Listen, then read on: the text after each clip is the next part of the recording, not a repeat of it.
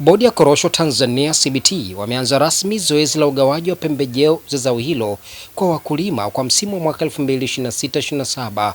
Zoezi liloanza rasmi siku ya leo Aprili 26 mwaka huu, ambapo jumla ya tani 30,000 za salfa ya unga kugawiwa, huku viuatilifu vya maji vikiwa ni lita milioni 1.5. Hayo yamesemwa na ndugu Juma Yusuf ambaye ni kaimu meneja wa mipango ya kilimo kutoka Bodi ya Korosho Tanzania, alipomwakilisha mkurugenzi mkuu wa bodi hiyo ndugu Francis Alfred wakati wa upakiaji wa pembejeo hizo. Faida Online TV watoa field pass na hiana pasipo na bughudha, tumekuandalia taarifa hii. Mimi naitwa Karim Faida. Leo tunaanza rasmi kusambaza pembejeo kwa ajili ya udhibiti wa magonjwa na wadudu wa mikorosho kutoka kwenye maghala makuu ambayo yako chini ya ushirika wa pamoja wa vyama vikuu, inaitwa Korosho Cooperative Joint Enterprise KSJE, kwenda kwenye vyama vya msingi kwa ajili ya kuwagawia wakulima bure bila malipo.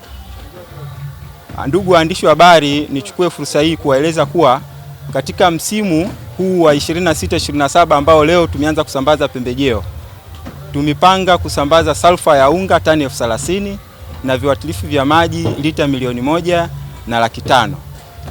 Ndugu waandishi wa habari, nichukue fursa hii kueleza kuwa kama ambavyo tumekuwa tunafanya misimu iliyopita, katika msimu huu tunakwenda kutumia mfumo wa kidijitali wa kugawa hizi pembejeo za ruzuku.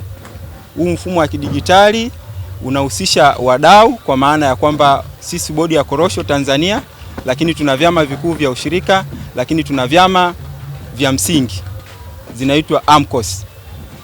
Kama ilivyo ada, wakulima ambao wameuisha taarifa zao au wamesajiliwa kwenye mfumo ambao sisi Bodi ya Korosho tunautumia kusajili, ndio ambao watagawiwa hizi pembejeo. Kwa hiyo nichukue fursa hii kueleza kwamba wakulima wote ambao wamesajiliwa na Bodi ya Korosho kuanzia msimu uliopita mpaka msimu huu, wao wana sifa ya kwenda kwenye AMCOS ambazo zitakuwa zina hizi pembejeo ambazo zimeshaanza kusambazwa. Wakifika pale watawakuta maafisa wa Bodi ya Korosho ambao wajenga kesho iliyo bora, tunaita BBT. Watashirikiana bega kwa bega na viongozi wa AMCOS katika kugawa pembejeo kwa wakulima. Nichukue fursa hii kueleza kwamba katika msimu huu hairuhusiwi chama cha msingi kwa maana ya AMCOS kugawa pembejeo kwa wakulima bila uwepo wa kijana wa BBT.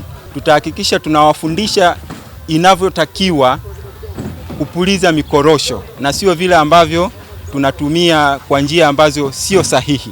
Tunataka kwa msimu ujao viuatilifu hivi vikalete matokeo makubwa. Tumilenga kuzalisha tani 750,000 msimu wa 26/27.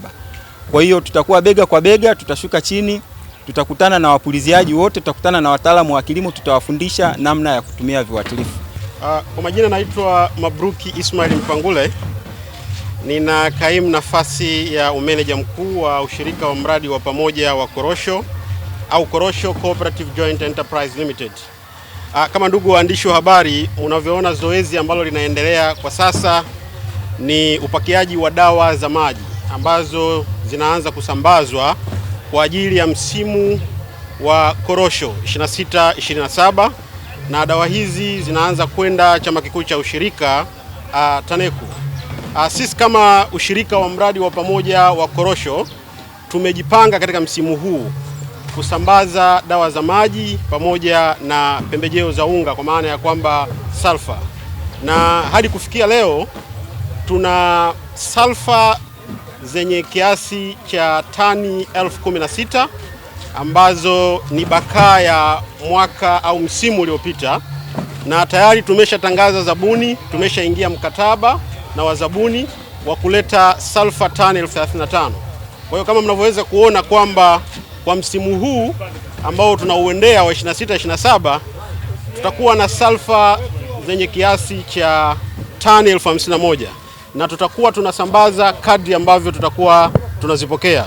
Lakini kama mzungumzaji aliyepita kutoka Bodi ya Korosho alivyozungumza kuhusu dawa za maji, na kimsingi tulikuwa tuna changamoto kidogo ya upatikanaji wa dawa za maji kwa misimu hii iliyopita, lakini niwahakikishie wakulima wa zao la korosho kwamba Kwa msimu huu tuna dawa za maji za kutosha, na kama tulivyoona kwamba tunaanza kusambaza dawa za maji kama ushauri wa wataalamu wa kilimo ambavyo wameshauri.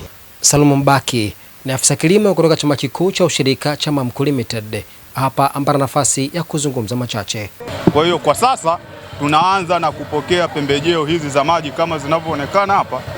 Basi tunapokea hizo pembejeo za maji, halafu kutoka hapo tutaendelea na utaratibu mwingine wa upokeaji wa pembejeo za unga. Korosho ni dhahabu ya kijani. Kugawiwa kwa pembejeo hizo kwa wakati kwa wakulima ni wazi kuwa kunaenda kuwa wadudu wasumbufu kwenye zao hilo, hivyo kusaidia kuimarisha mavuno zao hilo ambalo ni kichocheo cha uchumi na maendeleo katika mkoa wa Mtwara na taifa kwa ujumla. Mpaka kufikia hapo mimi naweka nukta. Jina langu naitwa Karim Faida. Hii ni Faida Online TV. Nikukumbushe kusubscribe, kulike na kucomment channel hii ili tuendelee kupata habari zetu. Sisi ni watu wa field. Asante na kwaheri.